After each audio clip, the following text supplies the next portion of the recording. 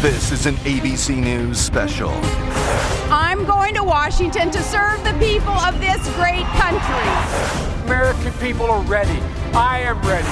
Vote 08, the candidates debate, live from Washington University in St. Louis, Missouri. Now reporting, Charles Gibson, Diane Sawyer, and George Stephanopoulos.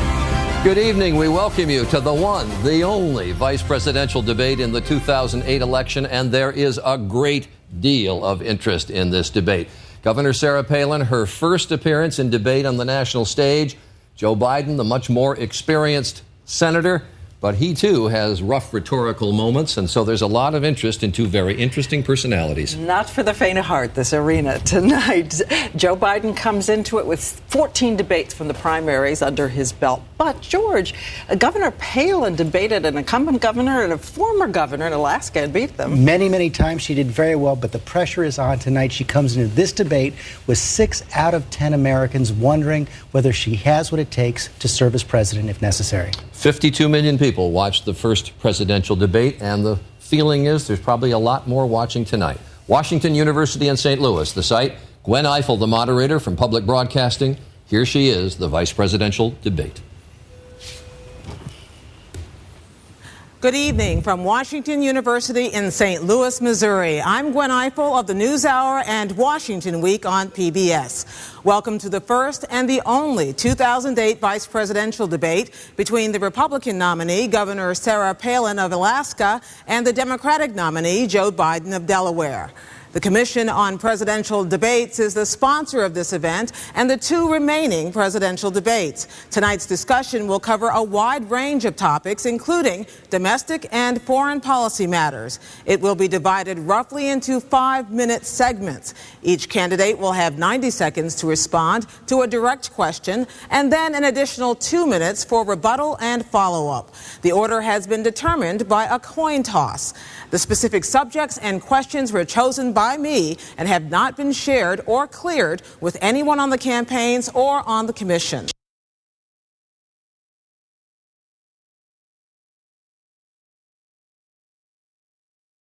Outbursts, except right at this minute now as we welcome Governor Palin and Senator Biden.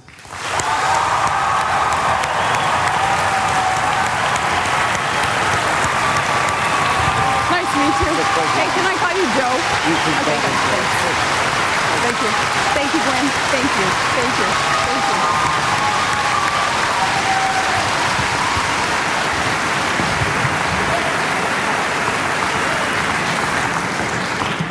you. Welcome to you both. As we had determined by a coin toss, the first question will go to Senator Biden with a 90-second follow-up from Governor Palin. The House of Representatives this week passed a bill, a big bailout bill, or didn't pass it, I should say. The Senate decided to pass it, and the House is wrestling with it still tonight. As America watches these things happen on Capitol Hill, Senator Biden, was this the worst of Washington or the best of Washington that we saw play out? Well, let me begin by thanking you, Gwen, for hosting this. And Governor, it's a pleasure to meet you, and it's a pleasure to be with you. I think it's neither the best or worst of Washington, but it's evidence of the fact that the economic policies of the last 8 years have been the worst economic policies we've ever had. As a consequence, you're seeing what's happened on Wall Street. If you needed any more proof positive of how bad the economic theories have been, this excessive deregulation, the failure to oversee what was going on, letting Wall Street run wild, I don't think you needed any more evidence than what you've seen now. So the Congress has been put, Democrats and Republicans have been put in a very difficult spot. But Barack Obama laid out 4 basic criteria for any kind of rescue plan here. He first of all said there has to be oversight. We're not going to write any check to anybody unless there's oversight of the Secretary of Treasury. He secondly said you have to focus on homeowners and folks on Main Street. Thirdly, he said that if you have to treat the taxpayers like investors in this case. And lastly, what you have to do is make sure the CEOs don't benefit from this, because this could end up in the long run people making money off of this rescue plan. And so as a consequence of that, it brings us back to maybe the fundamental disagreement between Governor Palin and me and Senator McCain and Barack Obama. And that is that we're going to fundamentally change the focus of the economic policy. We're going to focus on the middle class, because it's when the middle class is growing, the economy grows and everybody does well. not just focus on the wealthy in corporate America. Thank you, Senator. Governor Palin? Thank you, Gwen, and I think the Commission also, we appreciate this privilege of being able to be here and speak with Americans.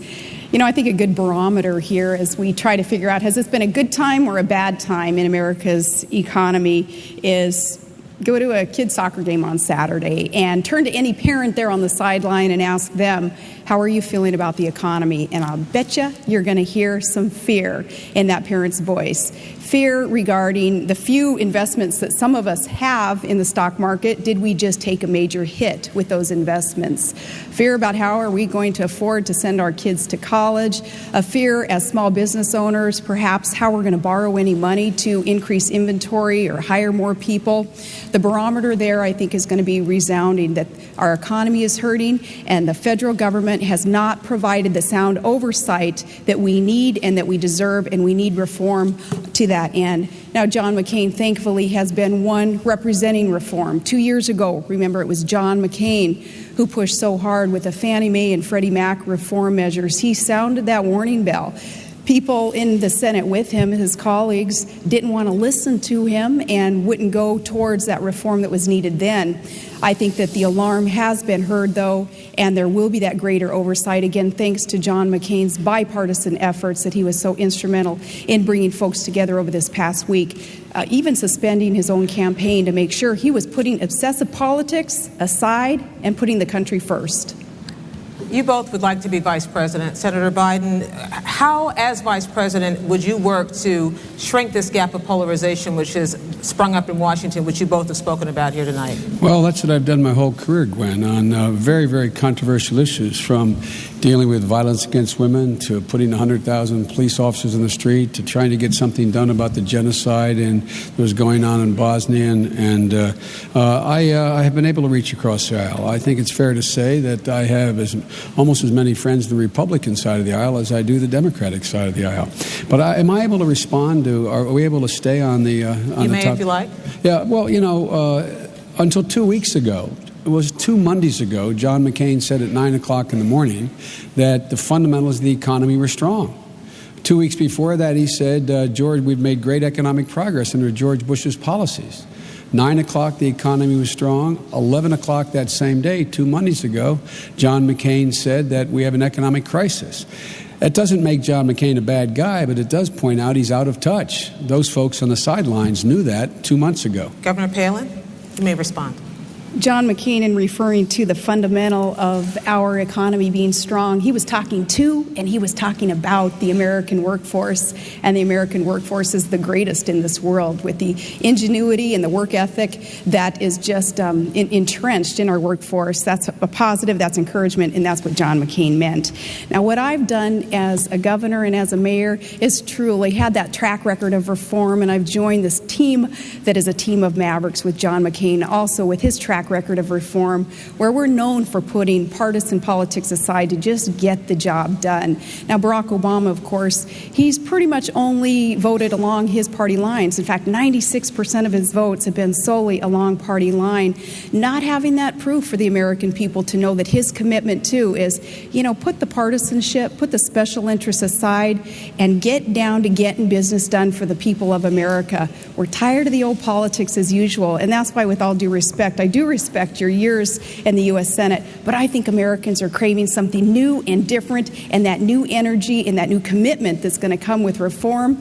I think that's why we need to send the maverick from the Senate and put him in the White House, and I'm happy to join him there.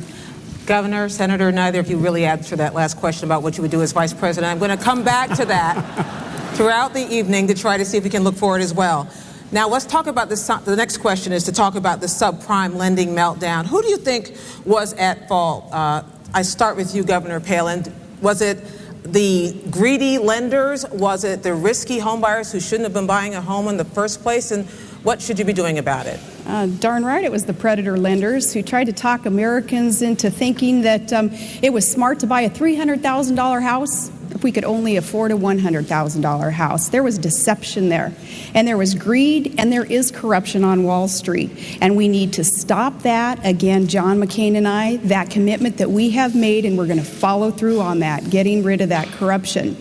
One thing that Americans do at this time also, though, is let's commit ourselves, just everyday American people, Joe Sixpack, hockey moms across the nation. I think we need to band together and say, never again. Never will we be exploited and taken advantage of again by those who are managing our money and loaning us these dollars. We need to make sure that we demand from the federal government strict oversight of those entities in charge of our investments and our savings. And we need also to not get ourselves in debt. Let's do what our parents told us before we probably even got that first credit card. Don't live outside of our means. We need to make sure that as individuals, we're taking personal responsibility through all this. It's not the American people's fault that the economy is hurting like it is, but we have an opportunity to learn a heck of a lot of good lessons through this and say, never again will we be taken advantage of. Senator. Well, Gwen, 2 years ago, Barack Obama warned about the subprime mortgage crisis.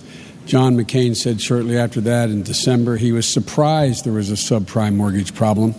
John McCain, while Barack Obama was warning about what we had to do, was literally giving an interview to the Wall Street Journal saying that I'm always for cutting regulations. We let Wall Street run wild. John McCain, and he's a good man, but John McCain thought that the answer is that tried and true right Republican response, deregulate. So what you had is you had overwhelming, quote, deregulation. You had actually the belief that Wall Street could self-regulate itself. And while Barack Obama was talking about reinstating those regulations, John, on 20 different occasions in the previous year and a half, called for more deregulation. Matter of fact, John recently wrote an article in a major magazine saying that he wants to do for the healthcare industry, deregulate it and let the free market move like he did for the banking industry. So deregulation was the promise, and guess what? Those people who say don't go into debt, they can barely pay to fill up their gas tank.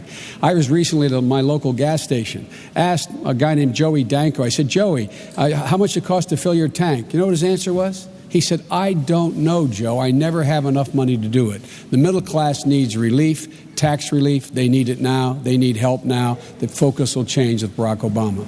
Governor, please, if you want to respond to what he said about Senator McCain's comments about health care. I'd like to respond about the tax increases. And, we can speak in agreement here that darn right we need tax relief for Americans so that jobs can be created here. Now, Barack Obama and Senator Biden also voted for the largest tax increases in U.S. history. Barack had 94 opportunities to side on the people's side and reduce taxes, and 94 times he voted to increase taxes or not support a tax reduction, 94 times.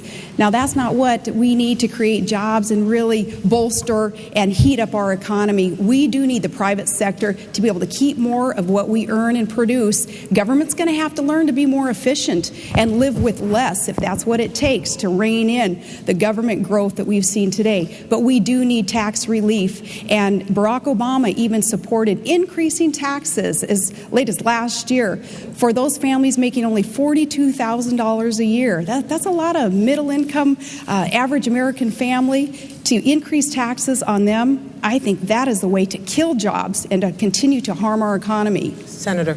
Charge is absolutely not true. Barack Obama did not vote to raise taxes. The vote she's referring to, John McCain voted the exact same way. It was a budget procedural vote. John McCain voted the same way. It did not raise taxes. Number two, using the standard that the governor uses, John McCain voted 477 times to raise taxes. It's a bogus standard. But if you notice, Gwen, the governor did not answer the question about deregulation. Did not answer the question of defending John McCain about not going along with the deregulation, letting Wall Street run wild. He did support deregulation almost across the board. That's why we got in so much trouble. Would you like to have an opportunity to answer that before we move on? I'm still on the tax thing because I want to correct you on that again. And I want to let you know what I did as a mayor and as a governor. And I may not answer the questions the way that either the moderator or you want to hear, but I'm going to talk straight to the American people and let them know my track record also. As mayor, every year I was in office, I did reduce taxes. I eliminated personal property taxes and eliminated small business inventory taxes. And as governor, we suspended our state fuel tax. We did all those things knowing that that is how our economy would be heated up. Now, as for John McCain's adherence to rules and regulations and pushing for even harder and tougher regulations, that is another thing that he is known for, though. Look at the tobacco industry. Look at campaign finance reform. Okay, our time is up here. I'm going to move on to the next question. Senator Biden, we want to talk about taxes. Let's talk about taxes. Good. You have proposed raising taxes on people who earn over $250,000 a year. The question for you is, why is that not class warfare? And the same question for you, Governor Palin, is you have proposed taxing employer health benefits, which some studies say would actually throw 5 million more people onto the rolls of the uninsured. I want to know why that isn't taking things out on the poor, starting with you, Senator Biden. Well, Gwen, where I come from, it's called fairness. Just simple fairness. The middle class is struggling. The middle class under John McCain's tax proposals, 100 million families, middle class families, households to be precise. They got not a single change. They got not a single break in taxes. No one making less than $250,000 under Barack Obama's plan will see one single penny of their tax raise, whether it's their capital gains tax, their income tax, investment tax, any tax. And 95% of the people in the United States of America making less than $150,000 will get a tax break. Now, that seems to me to be simple fairness. The economic engine of America is the middle class. It's the people listening to this broadcast. When you do well, America does well. Even the wealthy do well. This is not punitive. John wants to add $300 billion in new tax cuts per year for corporate America and the very wealthy, while giving virtually nothing to the middle class. We have a different value set. The middle class is the economic engine. It's fair. They deserve the tax breaks, not the super wealthy who are doing pretty well. They don't need any more tax breaks. And by the way, they'll pay no more than they did under Ronald Reagan. Governor? I do take issue with some of the principle there with that redistribution of wealth principle that seems to be espoused by you. But when you talk about Barack's plan to tax increase affecting only those making $250,000 a year or more, you're forgetting the millions of small businesses that are going to fit into that category. So they're going to be the ones paying higher taxes, thus resulting in fewer jobs being created and less productivity. Now, you said recently that higher taxes or asking for higher taxes or paying higher taxes is patriotic. In the middle class of America, which is where Todd and I have been, all of our lives, that's not patriotic. Patriotic is saying, government, you're not always the solution. In fact, too often you're the problem. So government, lessen the tax burden on the private sector and on our families and get out of the way and let the private sector and our families grow and thrive and prosper. An increased tax formula that Barack Obama is proposing, in addition to nearly $1 trillion in new spending that he's proposing, is the backwards way of trying to grow our economy. Governor, are you interested in defending Senator McCain's health care plan? I am, because he's got a good health care plan that is detailed, and I want to give you a couple of details on that. He's proposing a $5,000 tax credit for families so that they can get out there and they can purchase their own health care coverage. And that's a smart thing to do. That's budget neutral. That doesn't cost the government anything, as opposed to Barack Obama's plan to mandate health care coverage and have this universal government-run program. And unless you're pleased with the way that the federal government has been running anything lately, I don't think that it's going to be real pleasing for Americans to consider health care being taken over by the feds. But a $5,000 health care credit through our income tax, that's budget neutral, that's going to help. And he also wants to erase those artificial lines between states so that through competition, we can cross state lines. And if there's a better plan offered somewhere else, we'd be able to purchase that. So affordability and accessibility will be the keys there, with that $5,000 tax credit also being offered. Thank you, Governor. Senator? Gwen, I don't know where to start. We don't call it redistribution in my neighborhood, Scranton, Claymont, Wilmington, the places I grew up, to give the fair, to say that not giving ExxonMobil another $4 billion tax cut this year, as John calls for, and giving it to middle-class people to be able to pay to get their kids to college. We don't call that redistribution. We call that fairness, number one. Number two, factually, 95% of the small businesses in America, their owners make less than $250,000 a year. They would not get one single solitary penny increase in taxes, those small businesses. Now, with regard to the health care plan, you know, it's with one hand you give it, the other you take it. You know how you know how John McCain pays for his $5,000 tax credit you're going to get, a family will get? He taxes as income every one of you out there, every one of you listening who has a health care plan through your employer. That's how he raises $3.6 trillion on your taxing your health care benefit to give you a $5,000 plan, which his website points out will go straight to the insurance company. And then you're going to have to replace a $12,000, that's the average cost of the plan you get through your employer. It costs $12,000. You're going to have to replace a $12,000 plan because 20 million of you are going to be dropped. 20 million of you will be dropped. So you're going to have to replace a $12,000 plan with a $5,000 check you've just given to the insurance company. I call that the ultimate bridge to nowhere. Thank you, Senator. Now, I want to try to get you both to answer a question that neither of your principals quite answered when my colleague Jim Lehrer asked it last week. Starting with you, Senator Biden, what promises, given the events of the week, the bailout plan, all of this, what promises have you and your campaigns made to the American people that you are not going to be able to keep? Well, the one thing we may have to slow down is a commitment we made to double foreign assistance. We'll probably have to slow that down. We also are going to make sure that we do not go forward with the tax cut proposals of the of John McCain, the existing one for people making over $250,000, which is $130 billion this year alone. We're not going to support the $300 billion tax cut that they have for corporate America and the very wealthy. We're not going to support another $4 billion tax cut for ExxonMobil. And what we're not going to also hold up on, Gwen, is we cannot afford to hold up on providing for incentives for new jobs by an energy policy, creating new jobs. We cannot slow up on education because that's the engine that is going to give us the economic growth and competitiveness that we need. And we are not going to slow up on the whole idea of providing for affordable health care for Americans, none of which, when we get to talk about health care, is as the governor characterized. The bottom line here is that we are going to, in fact, eliminate those wasteful spending that exist in the budget right now. A number of things I don't have time because the light is blinking that I won't be able to mention, but one of which is the $100 billion tax dodge that, in fact, allows people to take their post office box offshore, avoid taxes. I call that unpatriotic. That's what I'm talking about. Governor.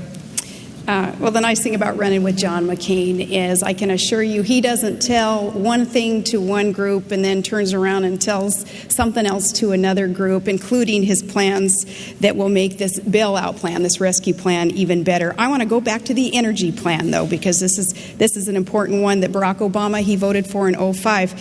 Senator Biden, you would remember that in that energy plan that Obama voted for, that's what gave those oil companies those big tax breaks. Your running mate voted for that. You know what I had to do in the state of Alaska?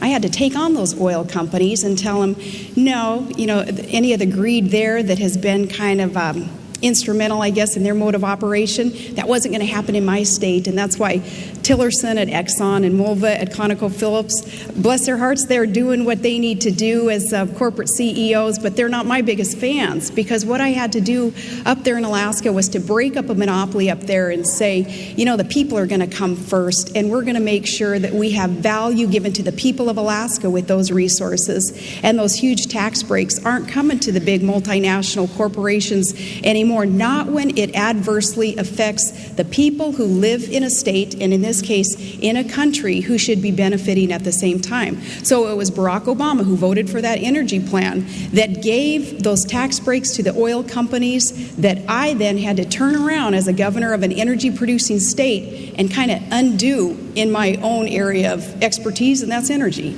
So, Governor, as Vice President, there is nothing that you have promised as a candidate that you wouldn't take off the table because because of this financial crisis we're in? There is not, and how long have I been at this? Like 5 weeks? So there hasn't been a whole lot that I've promised except to do what is right for the American people, put government back on the side of the American people, stop the greed and corruption on Wall Street, and the rescue plan has got to include that massive oversight that Americans are expecting and deserving. And I don't believe that John McCain has made any promise that he would not be able to keep either. Senator. Again, let's talk about the tax breaks. Barack Obama voted for an energy bill because for the first time it had real support for alternative energy. When there were separate votes on eliminating the tax breaks for the oil companies, Barack Obama voted to eliminate them. John did not. And let me just ask a rhetorical question. If John really wanted to eliminate them, why is he adding to his budget an additional $4 billion in tax cut for ExxonMobil's of the world that, in fact, already have made $600 billion since 2001? And look, I agree with the governor. She imposed a windfall profits tax up there in Alaska. That's what Barack Obama and I want to do. We want to be able to do for all of you Americans, give you back $1,000 like she's been able to give back money to her folks back there. But John McCain will not support a windfall profits tax. They've made $600 billion since 2001, and John McCain wants to give them all by itself, separate, no additional bill, all by itself another $4 billion tax cut. If that is not proof of what I say, I'm not sure what can be. So I hope the governor is able to convince John McCain to support our windfall profits tax, which she supported in Alaska, and I give her credit for it. Next question, Governor Palin, still on the economy. Last year, Congress passed a bill that would make it more difficult for debt-strapped mortgage holders to declare bankruptcy, to get out from under that debt. This is something that John McCain supported. Would you have? Yes, I would have. But here again, there have been so many changes in the conditions of our economy in just even these past weeks, as there has been more and more revelation made aware now to Americans about the corruption and the greed on Wall Street. We need to look back even 2 years ago, and we need to be appreciative of John McCain's call for reform with Fannie Mae, with Freddie Mac, with the mortgage lenders too, who were starting to really kind of rear that head of abuse. And the colleagues in the Senate weren't going to go there with them. So we have John McCain to thank for at least warning people, and we also have John McCain to thank for bringing in a bipartisan effort people to the table so that we can start putting politics aside, even putting a campaign aside, and just do what's right to fix this economic problem that we are in. It is a crisis. It's a toxic mess, really, on Main Street that's affecting Wall Street. And now we have to be ever vigilant and also making sure that credit markets don't seize up. That's where the Main Streeters like me, that's where we would really feel the effects. Senator Biden, you voted for this bankruptcy bill. Senator Obama voted against it. Some people have said that mortgage holders really paid the price. Well, mortgage holders didn't pay the price. Only 10% of the people who have been affected by this whole switch from Chapter 7 to Chapter 13. It gets complicated, but the point of this, Barack Obama saw the glass as half empty. I saw it as half full.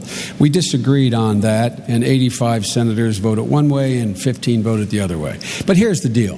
Barack Obama pointed out 2 years ago that there was a subprime mortgage crisis and wrote to the Secretary of Treasury. And he said, you better get on the stick here. You better look at it. John McCain said as early as last December, quote, I'm paraphrasing, I'm surprised about this subprime mortgage crisis, number one. Number two, with regard to bankruptcy now, Gwen, what we should be doing now, and Barack Obama and I support it, we should be allowing bankruptcy courts to be able to readjust not just the interest rate you're paying on your mortgage to be able to stay in your home, but be able to adjust the principal that you owe. The principal that you owe. That would keep people in their homes, actually help banks by keeping it from going under.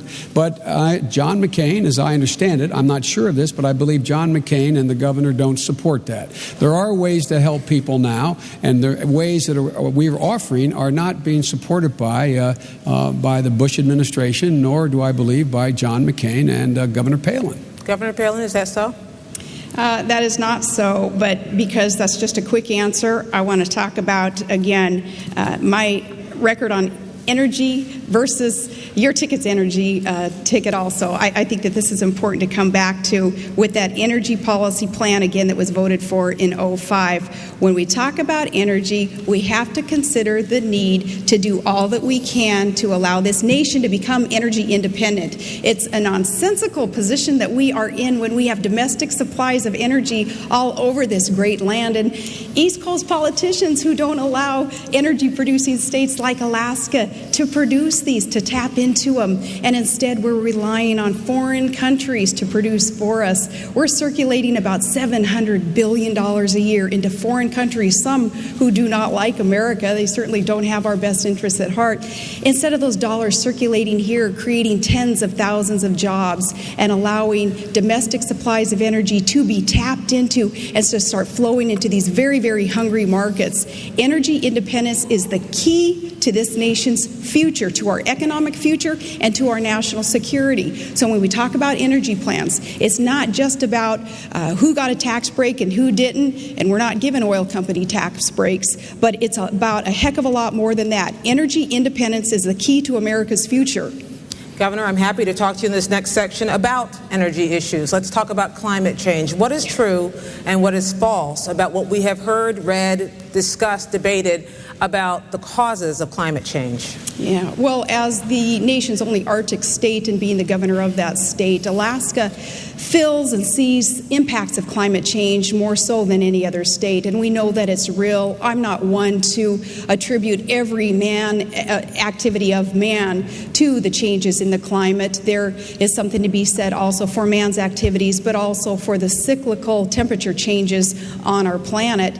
But there are real changes going on in our climate, and I don't want to argue about the causes. What I want to argue about is how are we going to get there to positively affect the impacts. We have got to clean up this planet. We have got to encourage other nations also to come along with us with the impacts of climate change, what we can do about that. As governor, I was the first governor to form a climate change sub-cabinet to start dealing with the impacts. We've got to reduce emissions. John McCain is right there with an all-of-the-above approach to deal with climate change impacts. We've got to become energy independent for that reason also, as we rely more and more on other countries that don't care as much about the climate as we do. We're allowing them to produce and to emit and even pollute more than America would ever stand for. So even in dealing with climate change, it's all the more reason that we have an all-of-the-above approach, tapping into alternative sources of energy and conserving fuel, conserving our petroleum products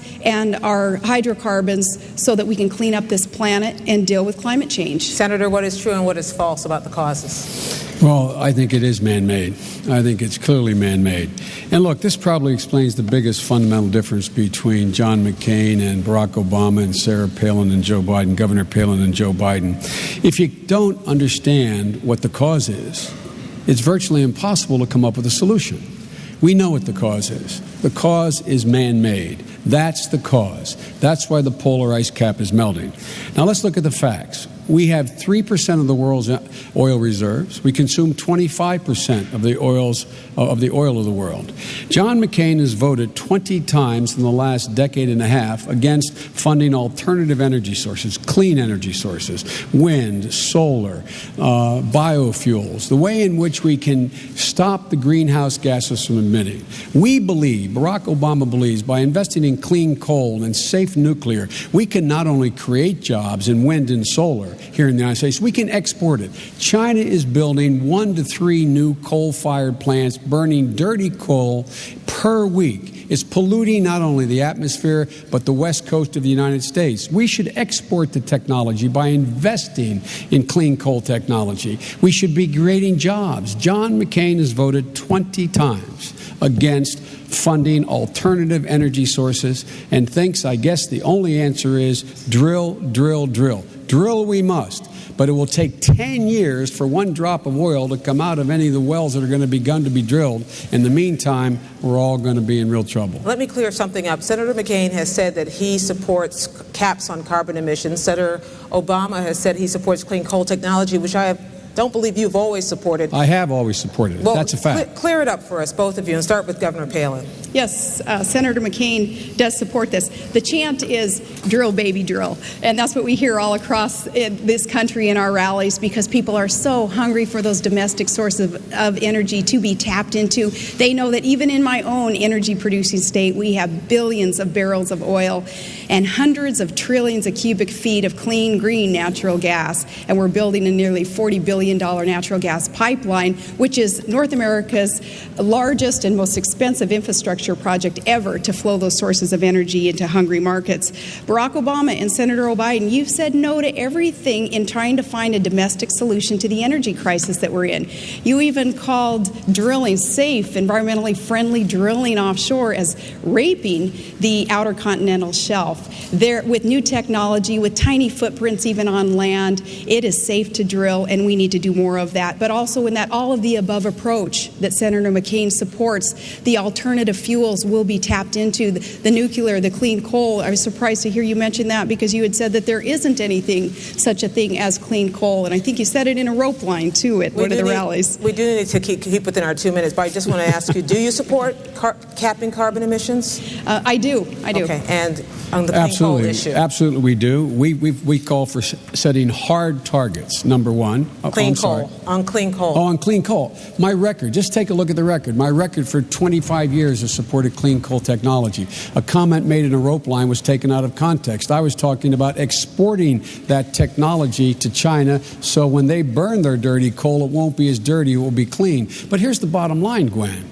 How do we deal with global warming with continued addition to carbon emissions? And if the only answer you have is oil, and the governor says John's for everything, well, why did John vote 20 times? Maybe he's for everything as long as it is not helped forward by the government.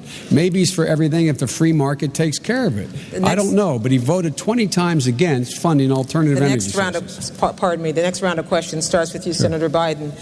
Do you support, as they do in Alaska, granting same-sex benefits to couples? Absolutely. Do I support granting same-sex benefits? Absolutely, positively. Look, in an Obama-Biden administration, there will be absolutely no distinction from a constitutional standpoint or a legal standpoint between a same-sex and a heterosexual couple. The fact of the matter is that under the Constitution, we should be granted, same-sex couples should be able to have visitation rights in the hospitals, joint ownership of property, life insurance policies, etc. That's only fair. It's what the Constitution calls for. And so we do support making sure that committed couples in the same-sex marriage are guaranteed the same constitutional benefits as it relates to their property rights, their rights of visitation, their rights of insurance, their rights of ownership, as heterosexual couples do. Governor, would you support expanding that beyond Alaska to the rest of the nation? Well, not if it goes closer and closer towards redefining the traditional definition of marriage between one man and one woman. And unfortunately, that's sometimes where those steps lead. But I also want to clarify if there's any kind of suggestion at all from my answer that I would be anything but tolerant of adults in America choosing their partners, choosing relationships that they deem best for themselves. You know, I am tolerant, and I have a very diverse family and group of friends, and even within that group you would see some who may not agree with me on this issue, some very dear friends who don't agree with me on this issue. But in that tolerance also, no one would ever propose, not in a McCain-Palin administration, to do anything to prohibit, say, visitations in a hospital or contracts being signed, negotiated between parties. But I will tell Americans straight up that I don't support defining marriage as anything but between one man and one woman. And I think through nuances we could go round and round about what that actually means. But I'm being as straight up with Americans as I can in my non-support for anything but a traditional definition of marriage. Let's try to avoid nuance, Senator. Do you support gay marriage? No. Barack Obama nor I support redefining from a civil side what constitutes marriage. We do not support that. That is basically a decision to be able to be left to the faith and people who practice their faith, the determination what you call it. The bottom line, though, is, and I'm glad to hear the governor, I take her at her word, obviously, that she thinks there should be no civil rights distinction, none whatsoever, between a committed gay couple and a committed heterosexual couple. If that's the case, we really don't have a difference. Is that what you said? Your question to him was whether he supported gay marriage, and my answer is the same as his, and it is that I do not. Wonderful. You agree. On that note, let's move to foreign policy. Okay.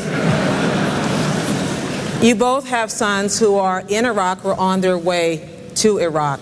You, Governor Palin, have said that you would like to see a real clear plan for an exit strategy. What should that be, Governor? I am very thankful that we do have a good plan, and the surge in the counterinsurgency strategy in Iraq that has proven to work, I am thankful that that is part of the plan implemented under a great American hero, General Petraeus, and pushed hard by another great American, Senator John McCain. I know that the other ticket opposed this surge, in fact, even opposed funding for our troops in Iraq and Afghanistan. Barack Obama voted against funding troops there after promising that he would not do so. And Senator Biden, I respected you when you called him out on that. You said that his vote was political, and you said it would cost lives.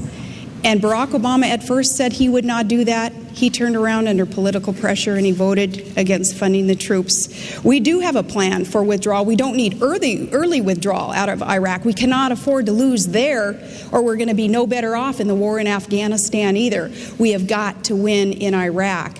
And with the surge that has worked, we're now down to pre-surge numbers in Iraq. That's where we can be. We can start putting more troops in Afghanistan as we also work with our NATO allies who are there strengthening us. And we need to grow our military. We cannot afford to lose against al-Qaeda and the Shia extremists who are still there, still fighting us. But we're getting closer and closer to victory, and it would be a travesty if we quit now in Iraq. Senator. Gwen, with all due respect, I didn't hear a plan. Barack Obama's offered a clear plan. Shift responsibility to the Iraqis over the next 16 months, draw down our combat troops. Ironically, the same plan that Maliki, the Prime Minister of Iraq, and George Bush are now negotiating. The only odd man out here, only one left out, is John McCain, number one. Number two, with regard to Barack Obama not, quote, funding the troops, John McCain voted the exact same way. John McCain voted against funding the troops because the amendment he voted against, had a timeline in it to draw down American troops. And John said, I'm not going to fund the troops if, in fact, there was a timeline. Barack Obama and I agree fully and completely on one thing. You've got to have a timeline to draw down the troops and shift responsibility to the Iraqis. We're spending $10 billion a month, while the Iraqis have an $80 billion surplus. Barack says it's time for them to spend their own money, have the 400,000 military we've trained for them begin to take their own responsibility, and gradually over 6 months, 16 months withdraw. John McCain, this is a fundamental difference between us. We will end this war. For John McCain, there is no end in sight to end this war. Fundamental difference. We will end this war. Governor. Your plan is a white flag of surrender in Iraq, and that is not what our troops need to hear today, that's for sure, and it's not what our nation needs to be able to count on. You guys oppose the surge. The surge works. Barack Obama still can't admit the surge works. We'll know when we're finished in Iraq, when the Iraqi government can govern its people, and when the Iraqi security forces can secure its people. And our commanders on the ground will tell us when those conditions have been met. And Maliki and Talibani also, in working with us, are knowing, again, that we're getting closer and closer to that point, that victory that's within sight. Now, you said regarding Senator McCain's military policies there, Senator Biden, that you supported a lot of these things. In fact, you said that you wanted to run, you'd be honored to run with him on the ticket. And that's an indication, I think, of some of the support that you had, at least until you became the VP pick here. You also said that Barack Obama was not ready to be commander-in-chief. And I know, again, that you opposed the move that he made to try to cut off funding for the troops, and I respect you for that. I don't know how you can defend that position now, but I know that you know, especially with your son in the National Guard, and I have great respect for your family also and the honor that you show our military. Barack Obama, though, another story there. Anyone, I think, who can cut off funding for the troops after promising not to, that's another story. Senator Biden. John McCain voted to cut off funding for the troops. Let me say that again. John McCain voted against an amendment containing $1.6 billion that I had gotten to get MRAPs, those things that are protecting this, the governor's son and, pray God, my son, and a lot of other sons and daughters. He voted against it. He voted against it, the funding, because he said the amendment had a timeline in it to end this war, and he didn't like that.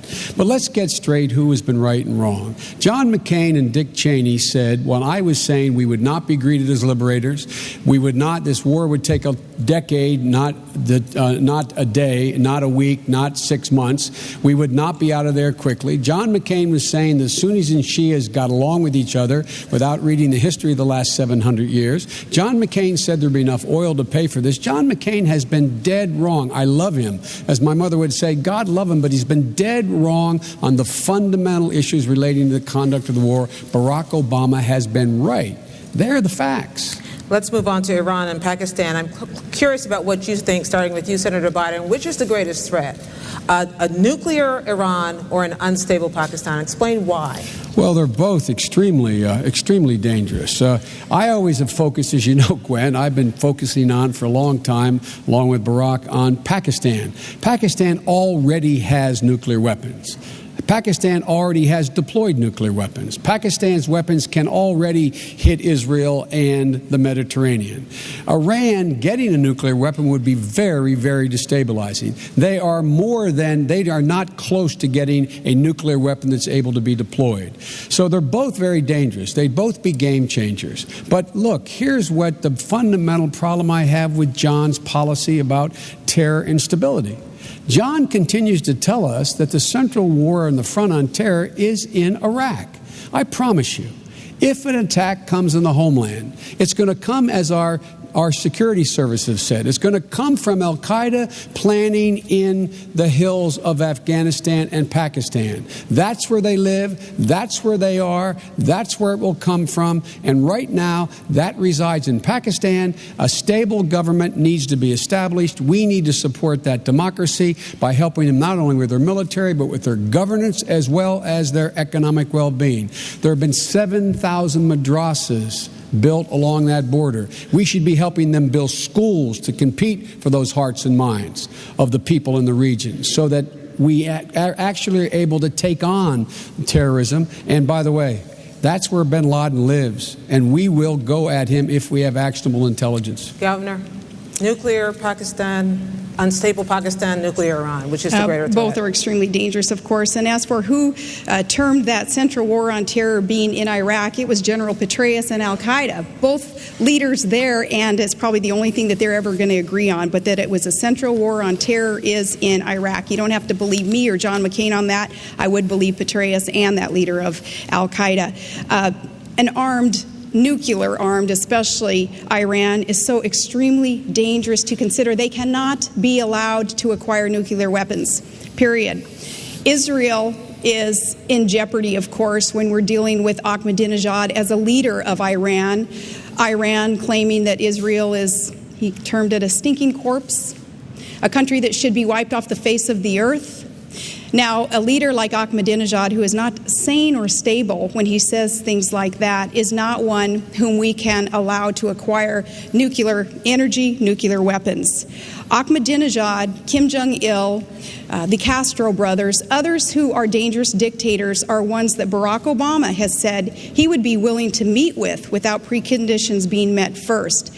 An issue like that taken up by a presidential candidate goes beyond naivete and goes beyond poor judgment. A statement that he made like that is downright dangerous because leaders like Ahmadinejad, who would seek to acquire nuclear weapons and wipe off the face of the earth, an ally like we have in Israel, should not be met with without preconditions and diplomatic efforts being undertaken first. Governor and Senator, I want you both to respond to this. Secretaries of State Baker, Kissinger, Powell, Baker, they have all advocated some level of engagement with enemies.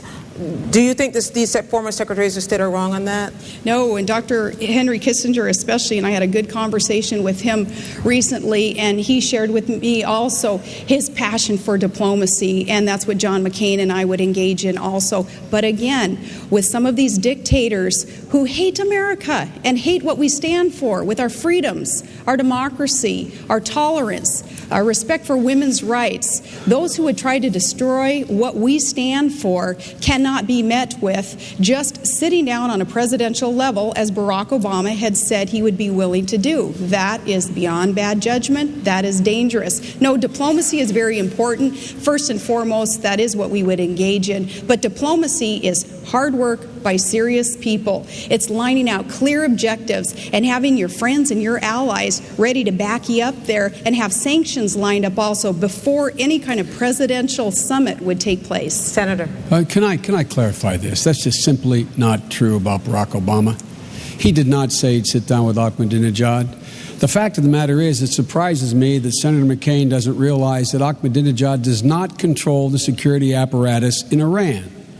The theocracy controls the security apparatus, number one. Number two, 5 secretaries of state did say we should talk with and sit down. Now, John and Governor Palin now say they have a passion, I think the phrase was, a passion for diplomacy, and that we have to bring our friends and allies along. Our friends and allies have been saying, Gwen, sit down, talk, talk, talk. Our friends and allies have been saying that. 5 secretaries of state, 3 of them Republicans. And John McCain has said he would go along with an agreement, but he wouldn't sit down. Now, how do you do that when you don't have your administration sit down and talk with the adversary? And look what President Bush did. After 5 years, he finally sent a high-ranking diplomat to meet with the highest-ranking diplomats in Iran, in Europe, to try to work out an arrangement. Our allies are on that same page. And if we don't go the extra mile in diplomacy, what makes you think the allies are going to sit with us? And last point I'll make. John McCain said as recently as a couple weeks ago, he wouldn't even sit down with the government of Spain, a NATO ally that has troops in Afghanistan with us now. I find that incredible. Governor, you mentioned Israel and your support for Israel. Yes. What has this administration done right or wrong? This is the great lingering unresolved issue, the Israeli-Palestinian conflict. What have they done, and is a two-state solution the solution? A two-state solution is the solution, and Secretary Rice, having recently met with leaders on one side or the other there, also still in these waning days of the Bush administration, trying to forge that peace, and that needs to be done, and that will be top of an agenda item also under a McCain-Palin administration. Israel is our strongest and best ally in the Middle East. We have got to assure them that we will never allow a second Holocaust, despite, again, warnings from Iran and any other country that would seek to destroy Israel, that is what they would like to see. We will support Israel, a two-state solution, building our embassy also in Jerusalem, those things that we look forward to being able to accomplish with this peace-seeking nation. And they have a track record of being able to forge these peace agreements. They succeeded with Jordan. They succeeded with Egypt. I'm sure that we're going to see more success there also. It's got to be a commitment of the United States of America, though, and I can promise you in a McCain-Palin administration that commitment is there to work with our friends in Israel. Senator. Gwen, no one in the United States Senate has been a better friend to Israel than Joe Biden. I would have never, ever joined this ticket were I not absolutely sure Barack Obama shared my passion. But you asked a question about whether or not this administration's policy had made sense or something to that effect. It has been an abject failure, this administration's policy. In fairness to Secretary Rice, she's trying to turn it around now in the 7th or 8th year. Here's what the president said when we said no. He insisted on elections on the West Bank when I said and others said and Barack Obama said, big mistake. Hamas will win, you legitimize them. What happened? Hamas won. When we kicked, along with France, we kicked Hezbollah out of Lebanon, I said and Barack said, move NATO forces in there, fill the vacuum, because if you don't, Hezbollah will control it. Now what's happened? Hezbollah is a legitimate part of the government in the country immediately to the north of Israel. The fact of the matter is the policy of this administration has been an abject failure. And speaking of freedom being on the march, the only thing on the march is Iran. It's closer to Obama. Its proxies now have a major stake in Lebanon as well as in the Gaza Strip with Hamas.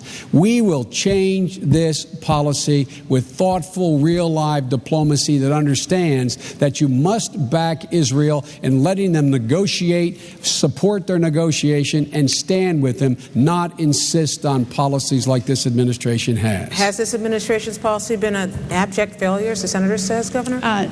No, I do not believe that it has been, but I'm so encouraged to know that we both love Israel, and I think that is a good thing to get to agree on, Senator Biden. I respect your position on that. No, in fact, when we talk about the Bush administration, there's a time, too, when Americans are going to say enough is enough with your ticket on constantly looking backwards and pointing fingers and doing the blame game. There have been huge blunders in the war. There have been huge blunders throughout this administration, as there are with every administration, but for a ticket that wants to talk about change and looking into the future, there's just too much finger pointing backwards to ever make us believe that that's where you're going. Positive change is coming, though. Reform of government is coming. We'll learn from the past mistakes in this administration and other administrations, and we're going to forge ahead with putting government back on the side of the people and making sure that our country comes first, putting obsessive partisanship aside. That's what John McCain has been known for in all these years. He has been the maverick. He has ruffled feathers, but I know, Senator Biden, you have respected him for that, and I respect you for acknowledging that. But change is coming. Just looking backwards, Senator? Look, past is prologue, Gwen. The issue is, how different is John McCain's policy going to be than George Bush's? I haven't heard anything yet. I haven't heard how his policy is going to be different on Iran than George Bush's. I haven't heard how his policy is going to be different with Israel than George Bush's. I haven't heard how his policy in Afghanistan is going to be different than George Bush's. I haven't heard how his policy in Pakistan is going to be different than George Bush's. It may be, but so far, it is the same as George Bush's, and you know where that policy has taken us. We will make significant change, so once again, we're the most respected nation in the world. That's what we're going to do.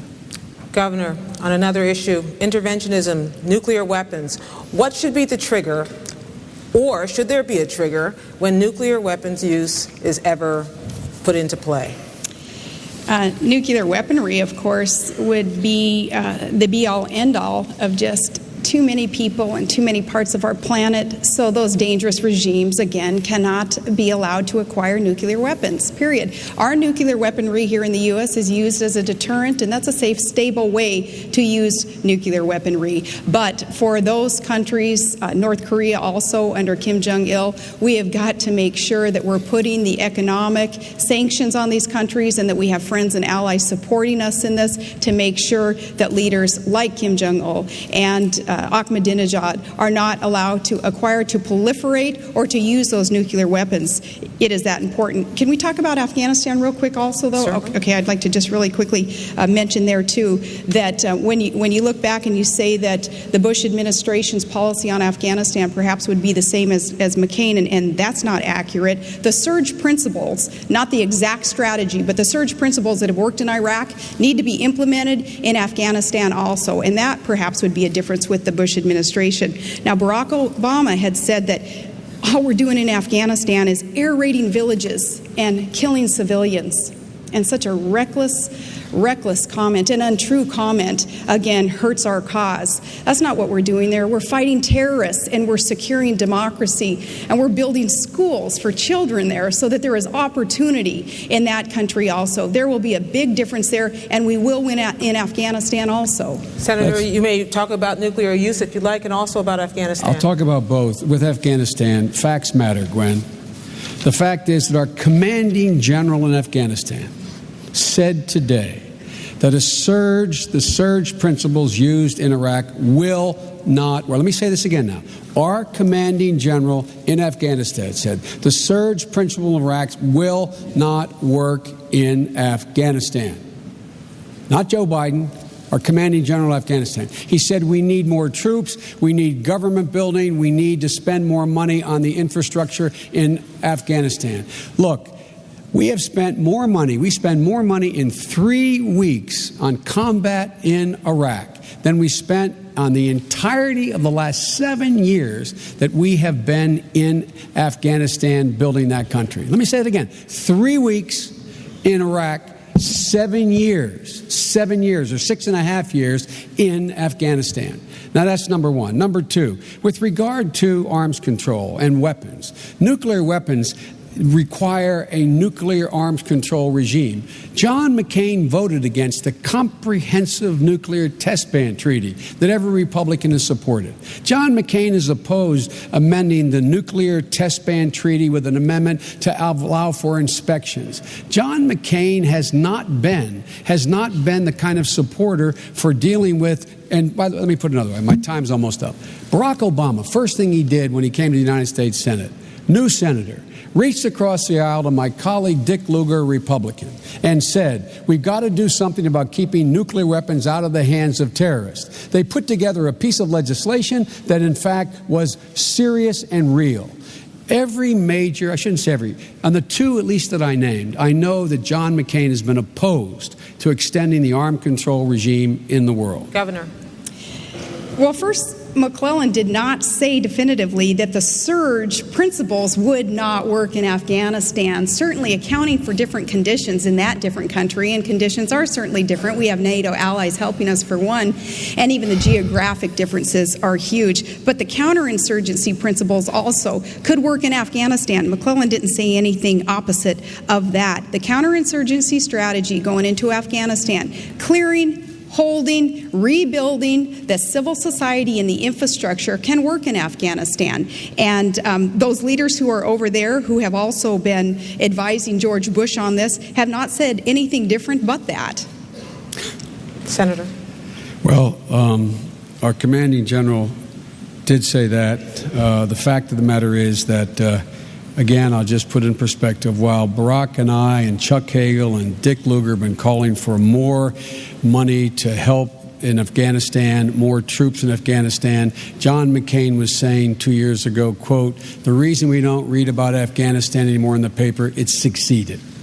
Barack Obama was saying we need more troops there. Again, we spend in 3 weeks on combat missions in Iraq more than we spent in the entire time we have been in Afghanistan. That'll change in a Barack Obama administration. Senator, you have quite a record. This is the next question here, of being an interventionist. You have argued for intervention in Bosnia and Kosovo, initially in Iraq, in Pakistan, and now in Darfur, putting U.S. troops on the ground, boots on the ground. Is this something the American public has a stomach for? Well, I think the American public has a stomach for success. And my recommendations on Bosnia, I admit I was the first one to recommend it, they saved tens of thousands of lives. And initially, John McCain opposed it along with a lot of other people. But the end result was it worked. And look what we did in Bosnia. We took Serbs, Croats, and Bosniaks, being told by everyone, I was told by everyone, that this would mean that they'd been fighting and killing each other for 1,000 years. It could never work. There's a relatively stable government there now, as there is in Kosovo. With regard to Iraq, I indicated that it would be a mistake to go into. I gave the president the power. I voted for the power because he said he needed it not to go to war, but to keep the United States, the UN in line, to keep sanctions on Iraq and not let them be lifted. Along with Dick Lugar, before we went to war, said if we were to go to war without our allies, without the kind of support we needed, we'd be there for a decade. It'd cost us tens of billions of dollars. John McCain said no, that was going to be okay. I don't have a stomach for genocide when it comes to Darfur. We can now impose a no-fly zone. It's within our capacity. We can lead NATO if we're willing to take a hard stand. We can. I've been in those camps in Chad. I've seen the suffering. Thousands and tens of thousands of people have died and are dying. We should rally the world to act, and we should demonstrate it by our own movement to provide the helicopters to get those 21,000 forces of the African Union in there now to stop this genocide. Thank you, Senator. Governor. Oh, man, it's so obvious that I'm a Washington outsider, and someone just not used to the way you guys operate, because here you voted for the war and now you oppose the war. You're one who says, as so many politicians do, I was for it before I was against it, or vice versa. Americans are craving that straight talk and just want to know, hey, if you voted for it, tell us why you voted for it. And it was a war resolution. And you had supported John McCain's military strategies pretty adamantly until this race. And you had opposed very adamantly Barack Obama's military strategy, including cutting off funding for the troops that attempt all through the primary. And I watched those debates, and so I remember what those were all about. But as for Darfur, we can agree on that also. The support of the no-fly zone, making sure that all options are on the table there also. America is in a position to help. What I've done in my position to help as the governor of a state that's pretty rich in natural resources, we have a $40 billion investment fund, a savings fund called the Alaska Permanent Fund. When I and others in the legislature found out that we had some millions of dollars in Sudan, we called for divestment through legislation of those dollars to make sure we weren't doing anything that would be seen as condoning the activities there in Darfur. That legislation hasn't passed yet, but it needs to, because all of us as individuals and as humanitarians and as elected officials should do all that we can to end those atrocities in that region of the world. Is there a line that should be drawn about when we decide to go in? Absolutely. There is a line that should be drawn. The line that should be drawn is whether or not we, first of all, have the capacity to do anything about it, number one.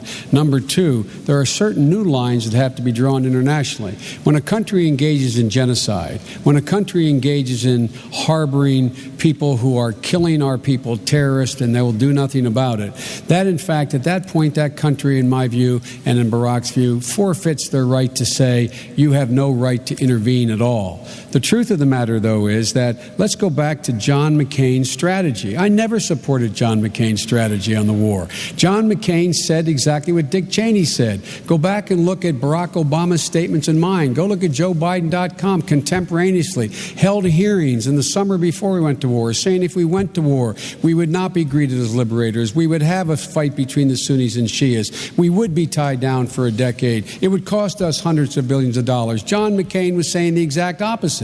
John McCain was lockstep with Dick Cheney at that point about how this was going to be easy. So John McCain's strategy in this war, not just whether or not to go, the actual conduct of the war has been absolutely wrong from the outset. Governor? I beg to disagree with you again here on whether you supported Barack Obama or John McCain's strategies. Here again, you can say what you want to say a month out before people are asked to vote on this, but we listened to the debates. I think tomorrow morning, the pundits are going to start doing the who said what at what time, and we'll have proof of some of this. But again, John McCain, who knows how to win a war, who's been there, and he's faced challenges, and he knows what evil is, and he knows what it takes to overcome the challenges here with our military. He knows to learn from the mistakes, from the blunders that we have seen in the war in Iraq especially. He will know how to implement the strategies, working with our commanders, though, and listening to what they have to say, taking the politics out of these war issues. He'll know how to win a war. Thank you, Governor. Probably the biggest cliche about the vice presidency is that it's a heartbeat away. Everybody's waiting to see what would happen if the worst happened. How would you disagree on some things from your principles? You disagree on Alaska, drilling in Alaska, the National Wildlife Refuge. You disagree on surveillance law, at least you have in the past. How would a Biden administration be different from an Obama administration if that were to happen? Well, God forbid that it would ever happen. It would be a national tragedy of historic proportions if it were to happen. But if it did, I would carry out Barack Obama's policies.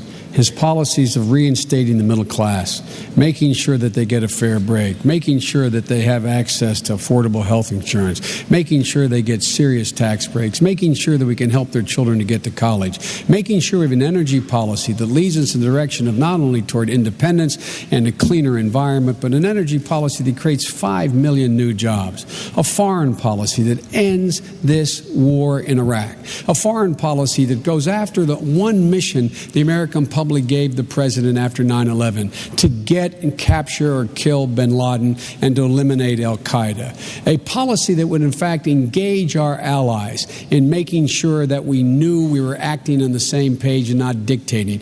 And a policy that would reject the Bush doctrine of preemption and regime change and replace it with a doctrine of prevention and cooperation. And ladies and gentlemen, this is the biggest ticket item that we have in this election. This is the most important election you will ever have voted in, any of you, since 1932. And we're such stark differences. I would follow through on Barack's policies because, in essence, I agree with every major initiative he is suggesting. Governor. And heaven forbid, yes, that would ever happen, no matter how this ends up, that would ever happen with either party. As for disagreeing with John McCain and how our administration would work, what do you expect? A team of mavericks. Of course, we're not going to agree 100% on everything. And as we discuss Anwar there, at least we can agree to disagree on that one. And I'm going to keep pushing him on Anwar, though. I have so appreciated that he has never asked me to check my opinions at the door. And he wants deliberative debate and healthy debate so that we can make good policy. What I would do also, if that were to ever happen, though, is to continue the good work that he is so committed to, and that's putting government back on the side of the people and get rid of the greed and the corruption on Wall Street and in Washington. I think we need a little bit of reality from Wasilla Main Street there brought to Washington, D.C., so that people there can understand how the average working class family is viewing bureaucracy and the federal government and Congress and the inaction of Congress.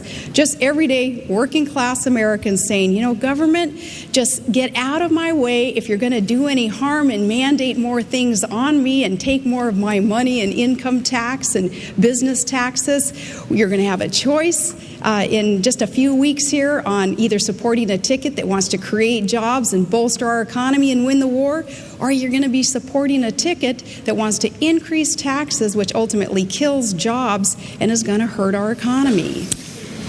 Can I respond? Look, Please. All you got to do is go down Union Street with me in Wilmington and go to Katie's restaurant or walk into Home Depot with me where I spend a lot of time, and you ask anybody in there whether or not the economic and foreign policy of this administration has made them better off in the last 8 years. And then ask them whether there's a single major initiative that John McCain differs with the president on taxes, on Iraq, on Afghanistan, on the whole question of how to help education, on the dealing with health care.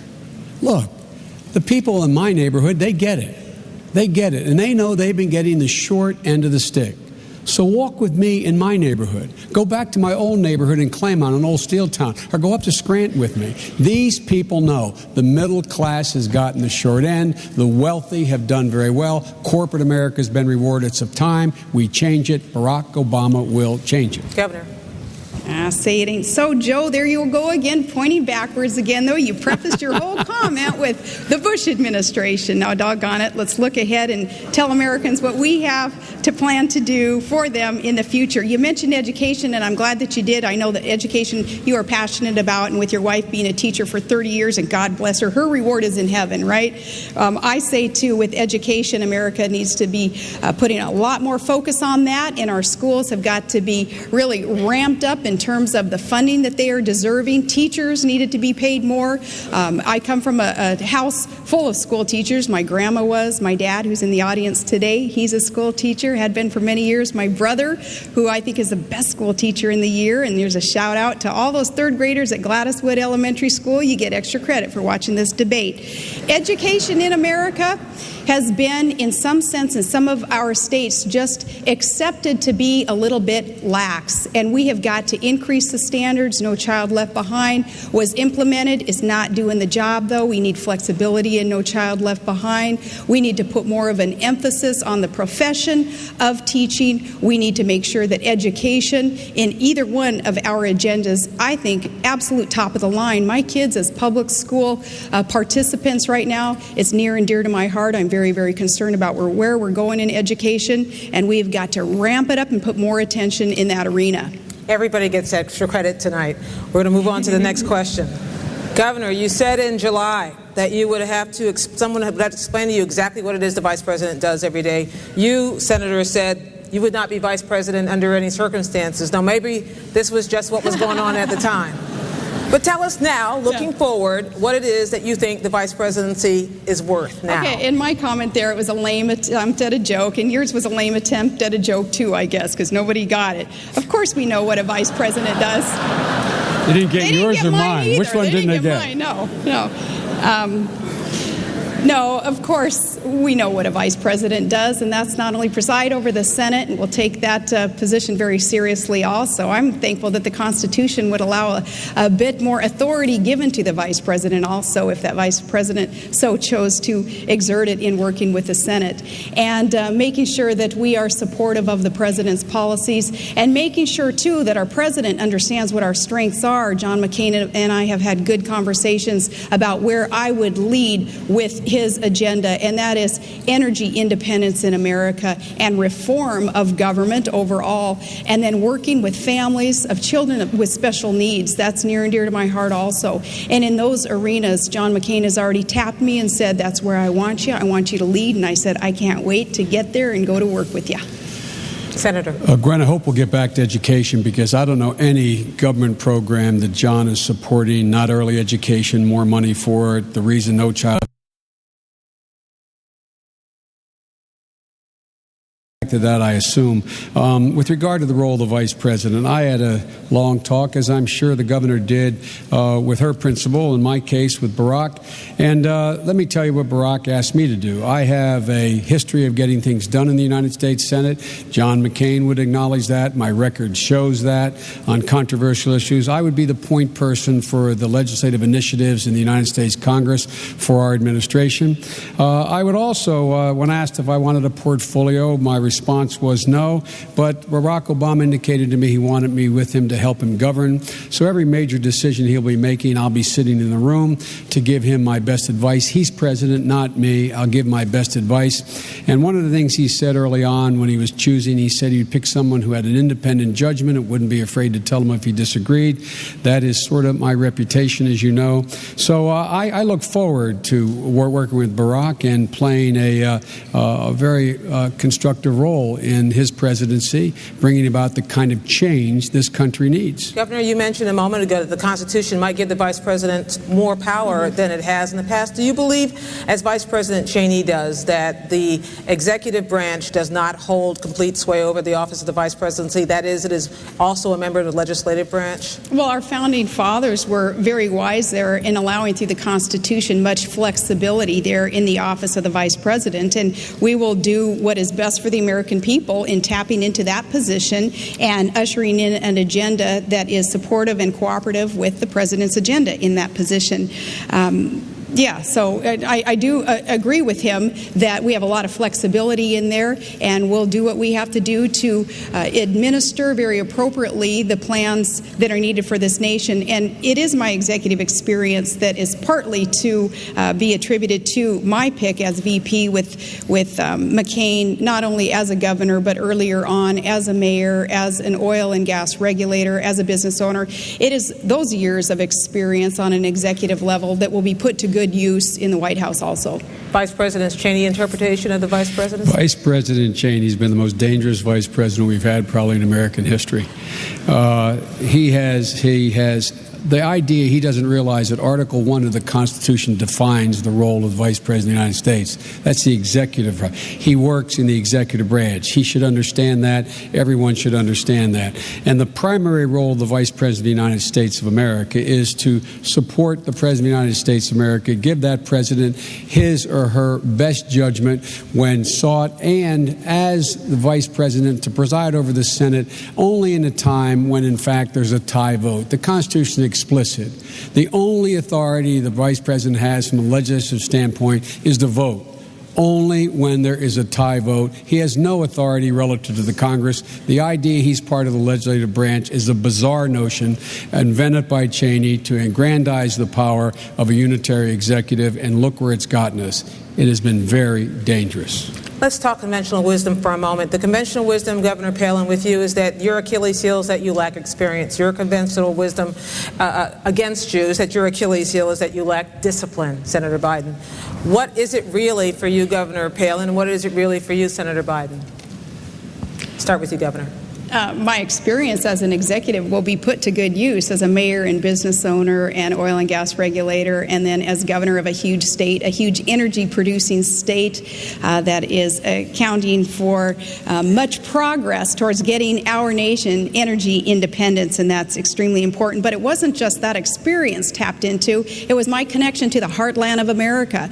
Being a mom, being one who is very concerned about a son in the war, about a special needs child, about kids heading off to college, how are we going to pay those tuition bills, about times in Todd and our marriage in our past where we didn't have health insurance, and we know what other Americans are going through as they sit around the kitchen table and try to figure out how are they going to pay out of pocket for health care. We've been there also, so that connection was important. But even more important is that worldview that I share with John McCain.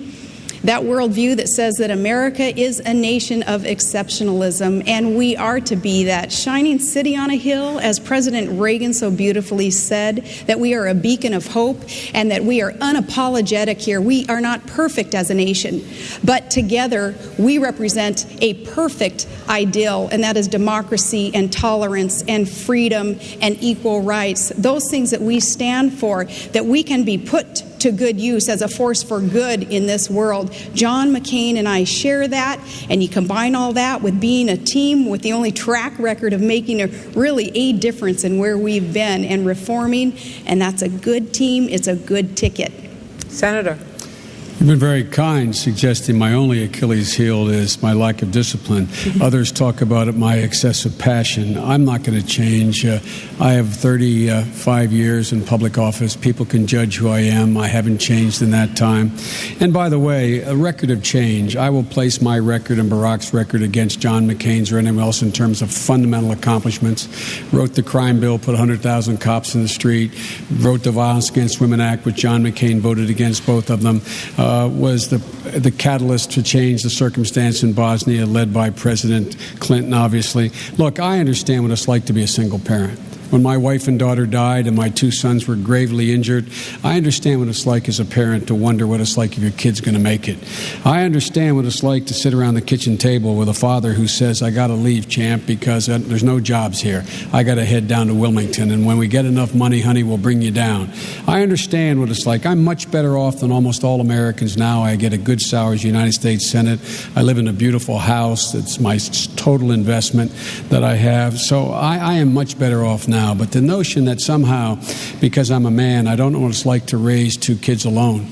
I don't know what it's like to have a child you're not sure is going to make it. I understand, as well as, with all due respect, the governor or anybody else, what it's like for those people sitting around that kitchen table. And guess what? They're looking for help. They're looking for help. They're not looking for more of the same. Governor. People aren't looking for more of the same. They are looking for change, and John McCain has been the consummate maverick in the Senate over all these years. He's taken shots left and right from the other party and from within his own party because he's had to take on his own party when the time was right, when he recognized it was time to put partisanship aside and just do what was right for the American people. That's what I've done as governor also, take on my own party when I had to and work with both sides of the aisle in my cabinet, appointing those who would serve regardless of party, Democrats, independents, Republicans, whatever it took to get the job done. Also, John McCain's maverick position that he's in, that's really prompted up to and indicated by the supporters that he has. Look at Lieberman and Giuliani and Romney and Lingle and all of us who come from such a diverse background of policy and of partisanship, all coming together at this time, recognizing he is the man that we need to lead in these next 4 years, because these are tumultuous times. We have got to win the wars. We have got to get our economy back on track. We have got to not allow the greed and corruption on Wall Street anymore. And we have not got to allow the partisanship that has really been entrenched in Washington, D.C., no matter who's been in charge. When the Republicans were in charge, I didn't see a whole lot of progress there either. When the Democrats either, though, this last go-around for the last 2 years. Change is coming, and John McCain is the leader of that reform. I'll be very brief. Can I respond to that? Look, Please. The maverick, let's talk about the maverick John McCain is. And again, I love him. He's been a maverick on some issues, but he has been no maverick on the things that matter to people's lives. He voted 4 to 5 times for George Bush's budget, which put us $500 billion in debt this year and over $3 trillion in debt since he's got there. He has not been a maverick in providing health care for people. He has voted against including another 3.6 million children in coverage of the existing health care plan when he voted in the United States Senate. He's not been a maverick when it comes to education. He has not supported tax cuts and significant changes for people being able to send their kids to college. He's not been a maverick on the war. He's not been a maverick on virtually anything that generally affects the things that people really talk about around their kitchen table. Can we get mom's MRI? Can we send Mary back to school next semester? We can't make it. How are we going to heat the house this winter? He voted against even providing for what they call LIHEAP, for assistance to people with oil prices going through the roof in the winter. So maverick he is not on the important critical issues that affect people at that kitchen table. Final question tonight before your closing statement, starting with you, Senator Biden. Can you think of a single issue, and this is to cast light for people who are just trying to get to know you in your final debate, your only debate of this year.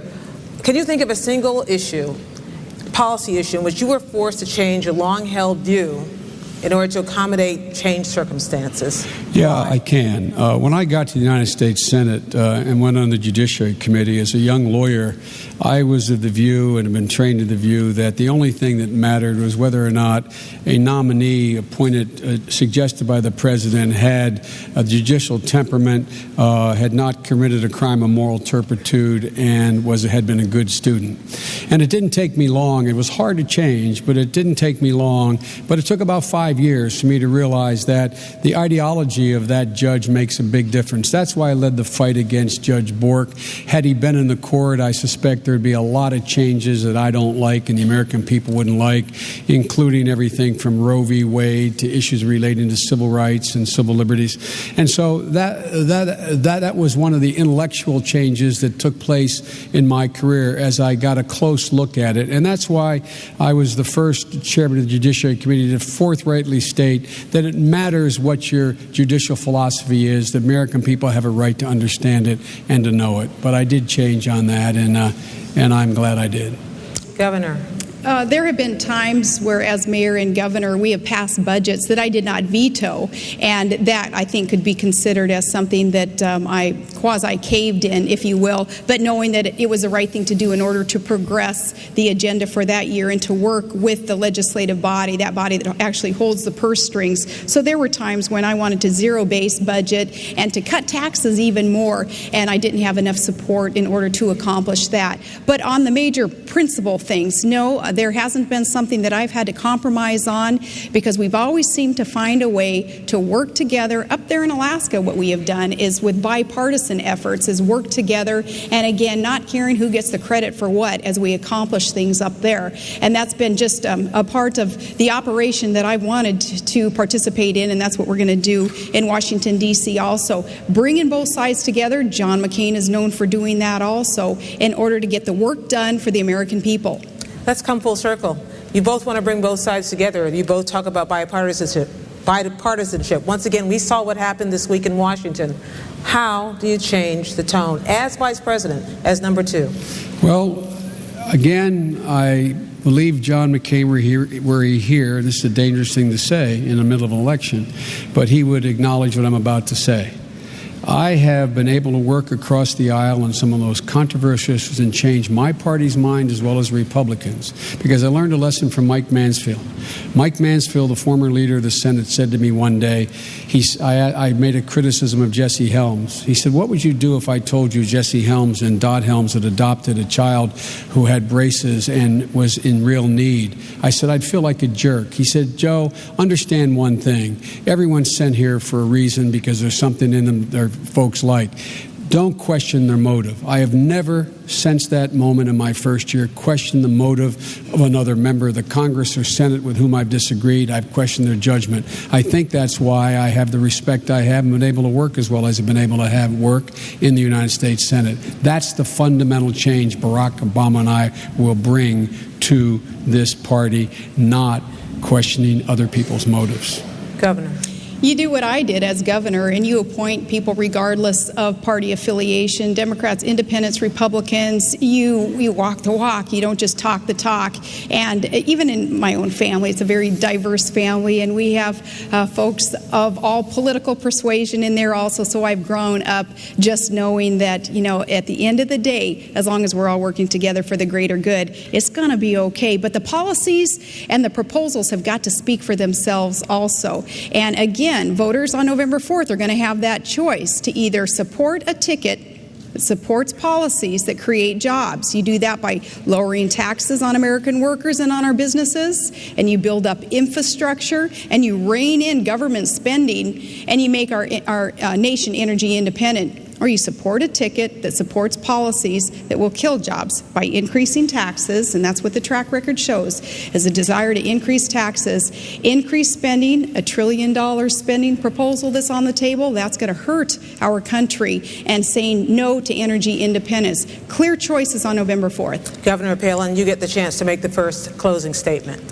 Well, again, Gwen, I do want to thank you and the Commission. This is such an honor for me, and I appreciate, too, Senator Biden, getting to meet you finally also and getting to debate with you, and I would like more opportunity for this. I like being able to answer these tough questions without the filter even of the mainstream media kind of telling viewers what they've just heard. I'd rather be able to just speak to the American people like we just did, and it's so important that the American people know of the choices that they have on November 4th. I want to assure you that John McCain and I, we're going to fight for America. We're going to fight for the middle class, average, everyday American family like mine.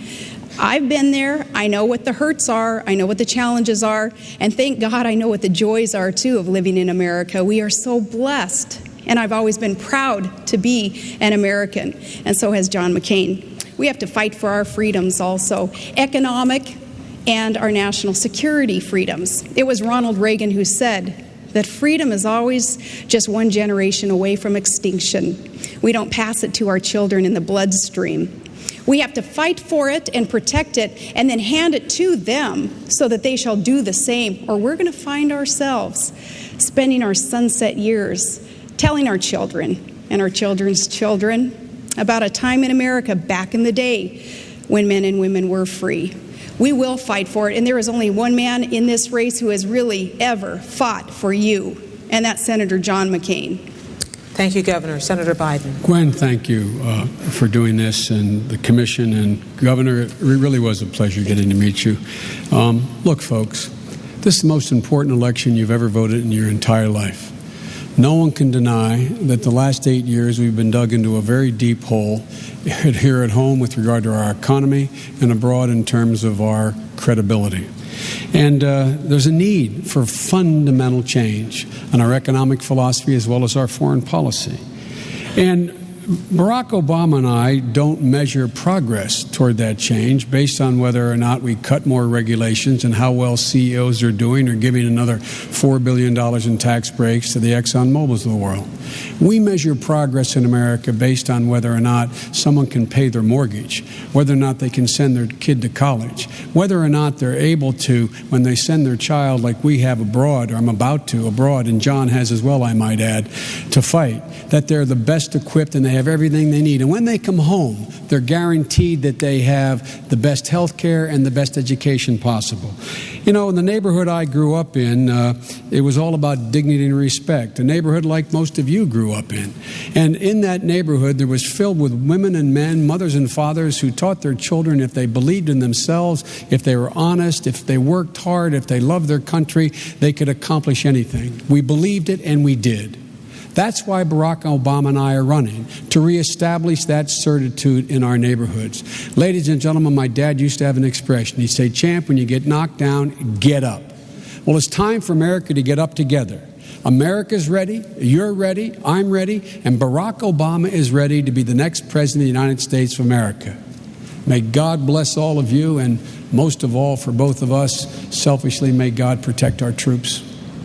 That ends tonight's debate. We want to thank the folks here at Washington University in St. Louis and the Commission on Presidential Debates. There are 2 more debates to come next Tuesday, October 7th, with Tom Brokaw at Belmont University in Nashville, and on October 15th at Hofstra University in New York with Bob Schieffer. Thank you, Governor Palin and Senator Biden. Good night, everybody. Thank you. Thank you. Thank you so much. Thank you. You too. Thank you. So are you as always. Thank you. Good. Thank you. Thank you, Gwen. Appreciate that. I know. And so it concludes the vice presidential debate. Instant analysis is always dangerous. Sober reflection after time is much more valuable. But this was a fascinating debate. And a couple of things just to put on the table. First of all, I think it was a much better debate than we saw last week between the two presidential candidates. A real debate. And secondly, it was apparent from the moment they started what the strategies were. She talked in her first sentence about the soccer moms trying to connect directly